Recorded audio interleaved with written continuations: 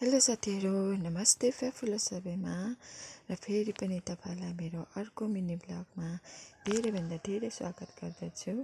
र साथीहरु, आजको ब्लग चाहिँ के को हो भन्दाखेरि चाहिँ आज चाहिँ हामी भूमिका दिदीकोमा जाँदैछौँ है, किनभने उहाँले चाहिँ हामीलाई घर पैजो खानु बोलाउनु भएको थियो नि त। त्यही कारण चाहिँ हामी जाँदैछौँ है। हामी चाहिँ 4 जना छौँ हो। अनि हामी चाहिँ यहाँ एकदम गफमा जाँदैछौँ। र साथीहरु, यहाँ देख्दै गर्नु भएको चाहिँ त्यो स्टेसनको क्याफे हो। यहाँ चाहिँ अचम्मै दामी चिया पाउँछ है। सो मेरो साथीहरुलाई पनि हाई भन न भन्दै थिए हैन। अनि यहाँ चाहिँ मेरो काकी हुनुहुन्छ। काकी चाहिँ एकदम अगाडि हिँड्नुहुँदैछ। सो आज चाहिँ दार्जिलिङमा एकदम चिसो थियो साथीहरु, यति डरलाग्दो चिसो कि। त्यही कारण चाहिँ हामी चाहिँ हिँड्दै जाँदैछौँ, किनभने हामीलाई चाहिँ रिलायन्समा काम थियो नि त। त्यसले गर्दाखेरि चाहिँ हामी बजारबाट चाहिँ हिँडेर स्टेसन पुगिसकेको छौँ है। अनि हामी चाहिँ यहाँबाट चाहिँ सिधै रिलायन्स जानेछौँ। रिलायन्समा गिफ्ट किनेर चाहिँ हामी जानेछौँ भूमिका दिदीकोमा। अनि काकीले चाहिँ यहाँ फोटो पनि खिचिमाग्नु हुँदै थियो हैन। अनि मैले चाहिँ नानालाई फोटो खिच्दिनँ, म भिडियो गर्दै गर्छु भन्दै थिएँ है। सो दार्जिलिङको स्टेसन चाहिँ यस्तो छ। आजको वेदर चाहिँ एकदम चिसो छ है साथीहरु। यहाँ हेर्नु, 3 जना चाहिँ यहाँ एकदम गफमा छ है। सो हामी रिलायन्समा नि पुगिसकेका छौँ। अनि हामी चाहिँ अस्ति नै हेरेर गएको थियौँ नि त, यो सेट लान्छौँ भनेर। त्यही कारण चाहिँ हामी सिधै गएर चाहिँ माथिल्लोपट्टिमा गयौँ है। अन्त मलाई चाहिँ नानाले यो कति पिसको रहेछ भनेर हेर्नु लाउनु हुँदै थियो र मैले हेरेँ है, 22 पिसको रहेछ हैन। अन्त हामीले चाहिँ यो सेट लगेको छौँ है साथीहरु। अनि साथीहरु, हामी चाहिँ गाडीमा चढेर पनि गएर ओह्रालो चाहिँ हिँड्नु पर्दैछ नि त, त्यही कारण हिँड्दैछौँ। सब्जीहरू पनि किनेको थियौँ है। अनि सब्जीहरू किन्यौँ। हामी आइपुग्यो भूमिका दिदीको घर। हल्ला गर्नु ए ऊ साह्रो भइरहेको छ। पुनम साह्रो छ। यहाँ रहेछ भूमिका दिदीको घर चाहिँ। दामी बनाएछ त हो केटिल घर। दामी। अब यहाँ चाहिँ सब्जीहरू रोप्नु। भूमिका दिदी, अब यहाँ चाहिँ सब्जी क्यारेटमा रोप्नु न, दामी हुन्छ त। यार हुन्छ, बिस्तारै बिस्तारै पाक्यो। अनि परे टमाटर हेर नि पाक्यो। कौन है? ठिकै छ? ठिकै छ? हेलो गरिदिनु न त।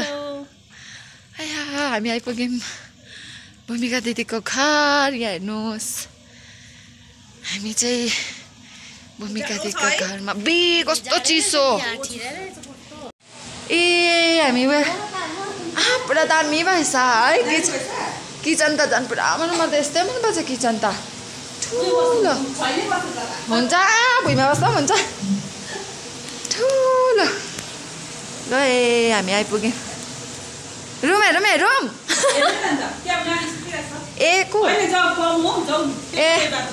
ए यो वाउ।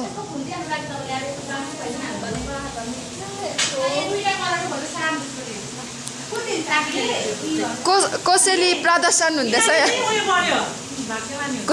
कोसेली प्रदर्शन हुँदैछ।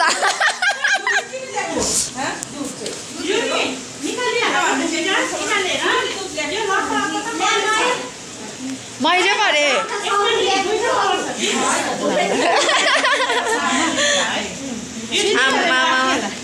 ह्याप्पी होला फेरि। ह्याप्पी होला फेरि है कसैले पाएर।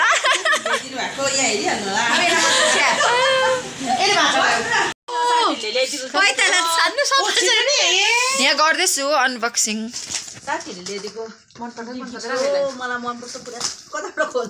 त्यो सर्रे गर्नु न ल।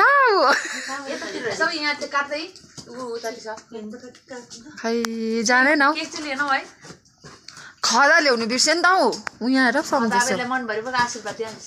नानाले दिनु।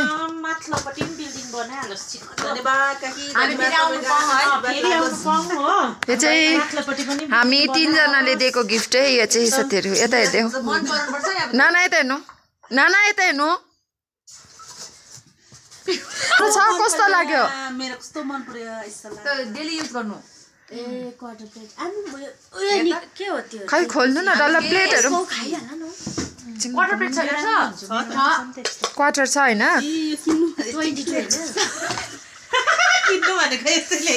ठिकै छ त हैन अब हामीले चाहिँ अलिक ठुलै सोचेको थियो हो तर अब के गर्नु नुन डाल्ने हर्दीहरू हाल्नु त्यसमा चाहिँ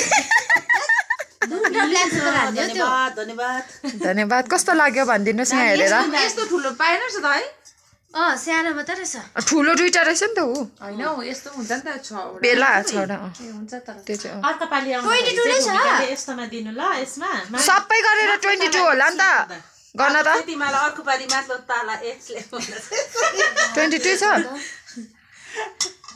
20 वटा मात्र छ 21 22 सानो सानो होला ए त्यो चाहिँ दुईटा छ यस्तो यो चाहिँ सारी सानो लाग्यो तर ठिकै छ भयो है हुन्छ ठिकै छ त 10 मिटर ठिकै छ कस्तो लाग्यो भन्नु त भूमिका दि दामी हैन मैले अस्ति किनेको चाहिँ त्यो यस्तो ठुलो छ नि अलिक ठुलो छ है यत्रो पनि छ अर्को ठुलो पनि पाक्छ नि यस्तो यत्रो पनि छ हैन तर यो चाहिँ नि हामीले हतारमा किन्यो नि त प्लास्टिकको हो त्यो मेरोमा चाहिँ त्यसको बदली चाहिँ यसो यो हाल्दैछ नि त यो अहिले चाहिँ आएको रहेछ अब हैन राम्रो लाग्यो हैन नुन र ब्ल्याक पेपर जो हैन जस्तो भए पनि दुलो रहेछ फेरि माथिबाट हालेर मुनिबाट ख्याचक गर्नु पर्छ नुन र ब्ल्याक